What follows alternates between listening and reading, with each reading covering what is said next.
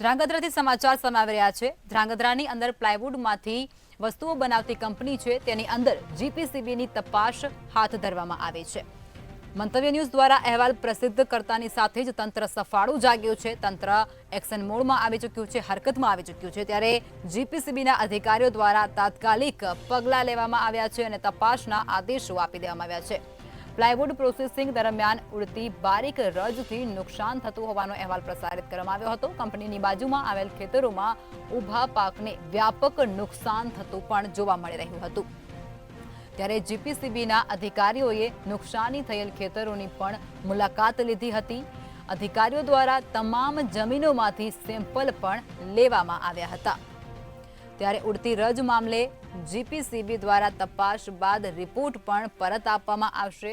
જો ઉડતી રજથી પાકને નુકસાન હશે તો કંપનીને ચોક્કસ વળતર ચૂકવવું પડશે।